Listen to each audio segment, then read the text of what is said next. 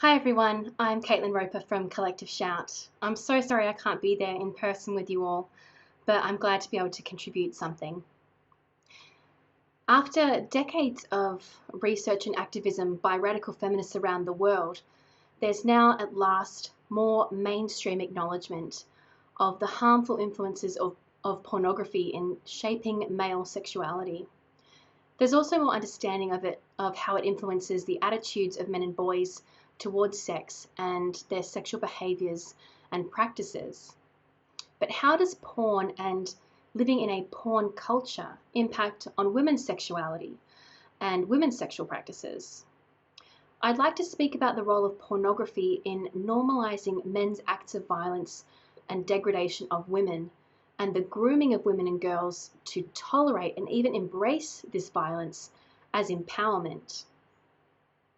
But first, I want to acknowledge that women are also significantly harmed in the production of pornography, not just its consumption. The first victims of the porn industry are the women within it. Pornography is not merely a fantasy, it is done to women. It is a record of the sexualized abuse of those women. The only fantasy of porn is men's beliefs, that deep down women really want and enjoy mistreatment and abuse, that it is part of our inherent natures, and that our no's really mean yes. But porn also harms women as a whole, as a class. It portrays male dominance and female subordination as natural and desirable. It objectifies women and eroticizes our violation. It sexualizes men's aggression, degradation, humiliation of, and cruelty to women. And it portrays women as desiring and enjoying this abuse. Pornography glorifies violent and abusive sex acts which, if they took place outside of porn or without the presence of a camera, would be identified as rape, assault, battery, and even torture. Culturally, we seem to have bought into this idea that if violence, racism, misogyny, or abuse is done in pornography, or if it's done for the purpose of men's sexual gratification, then it falls under the umbrella of sex and is off limits from condemnation or critical analysis. Given the prevalence of sexual violence, coercion, and abuse in pornography, as reported by performers themselves, we need to ask, why hasn't the porn industry been cancelled? The porn industry has been so effective in mainstreaming its product that the common defense to acts of sexualized violence and abuse of women in porn is, but some women like it. Pornography has so deeply infiltrated our lives and our sexuality that some women do say they enjoy this violent and degrading treatment, extolling the virtues of so-called rough sex, which includes choking or strangulation, slapping, gagging, spitting, and misogynistic name-calling, staple sex acts in pornography. These degrading acts are not just normalized in porn, they're portrayed as sexy and desirable for women and girls. As sex acts they should find erotic.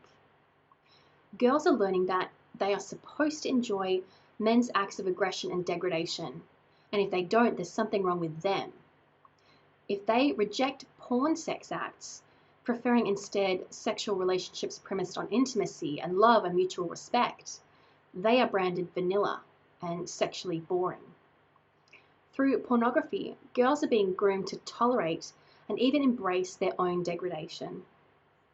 As porn has become more mainstream, its messages are reinforced in popular culture through porn-themed advertising, women's magazines, books and films, and plenty more. And I'm going to go over just a few examples today. One of the most visible examples of eroticized female subordination is Playboy-owned sex store Honey Birdette.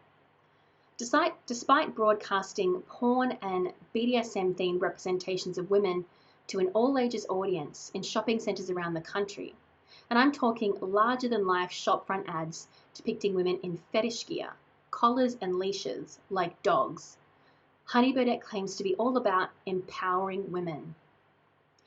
What does Honey Birdette female empowerment look like? It looks like eroticized female subordination.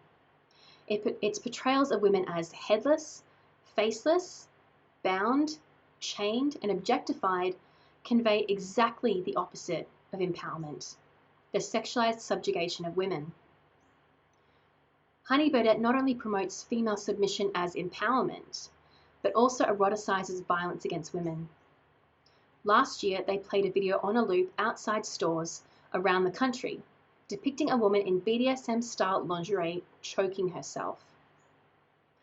Honey Birdette ad imagery portrays women as desiring and inviting sexual violence, with porn-inspired images of women bound and chained accompanied by text like "blissfully bound" and "cuff me up, baby."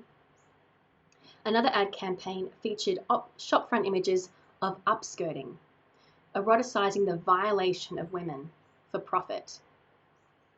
It should come as no surprise that Honey Birdette has been called out for a toxic workplace culture, with ex-staff alleging sexual harassment, a sexist dress code, bullying, and abusive treatment. One former teenage employee described how she was pressured to go on a date with an older male customer as her sales were low that month. More female empowerment by Honey Birdette. 365 Days is a film about a young woman, Laura, who is abducted and held hostage by a member of the Sicilian mafia, Massimo. Like 50 Shades of Grey before it, 365 Days romanticizes male domination and abuse.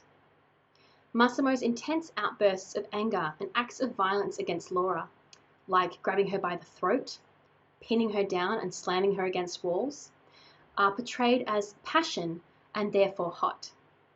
Violations of Laura's consent, like Massimo performing sex acts on her while she is being held against her will, physically restrained and vocally protesting, also known as sexual assault, are painted as erotic. The takeaway messages from the film are that male aggression against women is hot, that women secretly desire and enjoy violence and abuse, and that even no really means yes. The film, which was ranked #1 on Netflix, attracted a significant response from young women and girls. Scenes were reposted on social media, with girls reportedly watching at school and leaving comments like, "Waiting for my Massimo," "I want to have him," and "Sexiest man alive."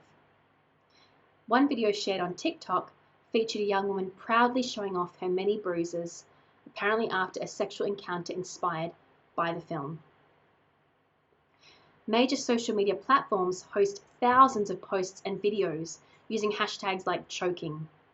On TikTok, the hashtag KinkTok has attracted videos from teen girls expressing their desire to be choked by male sexual partners, as well as for CNC, which stands for consensual non-consent or rape play, and knife play. On Instagram, hashtags relating to choking or kink glorify the practice and give tips on how to safely choke a sexual partner. All of these practices are defended as empowering to women, but women don't achieve meaningful power from objectification, degradation, and men's violence against them. The eroticization and normalization of violence against women has serious real-world harms for women. Strangling or choking is a particularly serious form of violence against women. It's a known red flag for future homicide, which can be fatal, with victims at risk of brain damage or death, even weeks or months later. It's become so prevalent that a strangulation trauma centre has opened up in Brisbane in response to provide counselling and support to victims. Many women are reporting pressure to submit to such acts they do not enjoy. A 2019 study from Indiana School of Public Health found that nearly a quarter of women in the US have felt scared during sex, with a number of these having been choked without warning by their male partners. Sometimes these acts result in death. UK-based campaign group We Can't Consent to This has documented at least 60 cases where women have been killed by men who have claimed it was due to rough sex or a sex game gone wrong. A number of these women were killed by strangulation. Last year, research from Birmingham City University in the UK found that the normalisation of BDSM and rough sex in media and popular culture had generated a culturally approved script for men who kill women. Criminologist Professor Elizabeth Yardley wrote, "The normalization and mainstreaming of rough sex in popular culture through films like 50 Shades of Grey and the way in which porn and women's magazines present acts like strangulation as play have created a culturally approved script for perpetrators of violence against women, regardless of whether or not they have an established relationship with the victim. The portrayal of sexualized acts of violence against women as sexy and fun not only contributes to a culture of violence against women, it silences victims by preventing them from identifying what happened to them as abuse, because women are supposed to enjoy sexual violence." SBS documentary See What You Made Me Do, based on the award-winning book by journalist Jess Hill, featured an interview with a woman on her experiences of domestic abuse. When asked if she'd been subjected to physical violence by her abusive partner, she said that he had choked her, but because it took place during sex, she didn't know if it counted. Another survivor explained how her abuser used kink as a Trojan horse to establish an atmosphere of terror and fear, strangling her and holding her down. We cannot underestimate the role of pornography in fueling men's violence against women and in grooming and conditioning women to accept it as normal. There are signs of hope. More women are starting to recognize and speak out about the harms of porn. In a recent interview, singer Billie Eilish shared how she had been harmed by porn, having been exposed to it at age 11 and becoming a regular consumer. She said, "I was an advocate. I thought I was one of the guys and would talk about it and think I was really cool for not having a problem with it. I think it destroyed my brain, and I feel incredibly devastated that I was exposed to so much porn." Billie attributed sleep paralysis, nightmares, and night terrors to the violent and abusive porn she was watching. She says, "It got to the point where I couldn't watch anything else. Unless it was violent, I didn't think it was attractive. And I was a virgin. I had never done anything. So it led to problems where the first few times I had sex, I was not saying no to things that were not good. And it's because that's what I thought I was supposed to be attracted to. I'm so angry that porn is so loved, and I'm so angry at myself for thinking that it was okay." A forthcoming book edited by Melinda Tankard-Reist contains the stories of a number of women living with porn-consuming partners. That will be published later this year by the wonderful Spinifex Press, so look out for that one. At Collective Shout, we've spent years campaigning against porn and have seen some significant results of late. As part of a global collaboration, we held major porn sites accountable for crimes against women and girls. We had backed a petition spearheaded by Lila Micklethwait, calling for an investigation into Pornhub, the world's biggest porn dispensing platform, which reached a staggering 2 million signatures.